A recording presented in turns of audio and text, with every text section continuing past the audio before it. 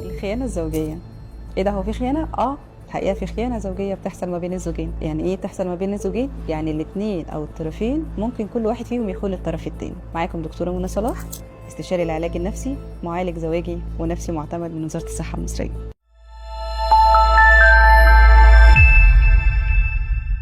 ايه هي الخيانة الزوجية اصلا؟ الخيانة الزوجية ان بقى في طرف ثالث موجود جوه العلاقة دي.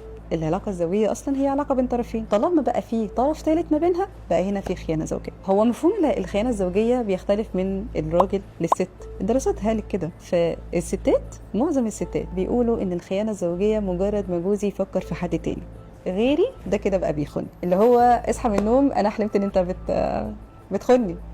تمام. أما الراجل بيتكلم طول الوقت ان طالما ان الخيانه ما وصلتش لعلاقه جنسيه صريحه فانا كده مش بخون. لكن الحقيقه احنا بنقول ان الخيانه الزوجيه لها انواع كتيره واشكال كتيره جدا، مش لازم بس العلاقه الجنسيه الصريحه. ففي كون ان انا بتكلم مع حد على السوشيال ميديا مثلا فدي بقت خيانه الكترونيه. طب هو اي كلام؟ لا مش اي كلام. لما بدلها حيز كبير جوه حياتي، لما بحكي لها او بشارك معاها مشاكلي اللي بتحصل ما بيني وبين مراتي، او بشارك معاها المشاكل اللي بتحصل ما بيني وبين جوزي، فدي خيانه. لما ابتدي اخرج معاها وبقول لنفسي ايه ده انا بخرج في مكان عام، لا حضرتك ده خيانه زوجيه.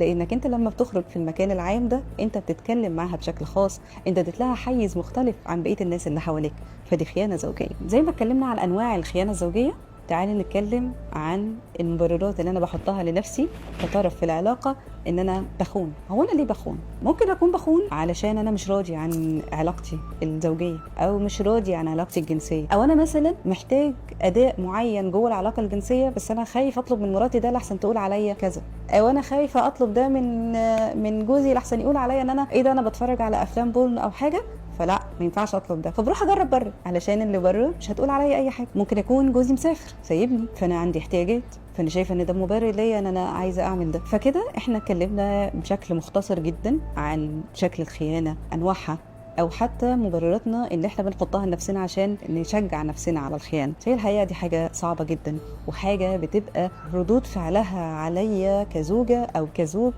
حقيقي صعب. هي الخيانه لما بتحصل ده معناه ان العلاقه الزوجيه بتاعتنا بتنتهي مجرد ما الزوجه بتعرف ده او الزوج بيعرف ده؟ لا، هي في ناس كتيره جدا بتقرر انها تكمل جوه العلاقه الزوجيه دي برغم وجود الخيانه، والدراسات كتيره والطرق العلاجيه الكتيره اللي بنستخدمها جوه العلاج الزواجي بتساعدنا ان احنا نعمل ده، بس بيبقى بشروط معينه. يعني مثلا ان الطرف الثالث ده خلاص ما يبقاش له وجود، وكأن احنا بنتفق هنكمل العلاقة الزوجية بتاعتنا بس بافتراضات أو شروط معينة، إن الطرف الثالث ما يبقاش موجود، نوقف خيانات، وساعتها نقدر نعالج الظروف الصعبة أو الأعراض اللي جات لي من تعرضي للخيانة، وبعد كده بنكمل علاقتنا الزوجية بشكل ممكن يكون مرضي لينا.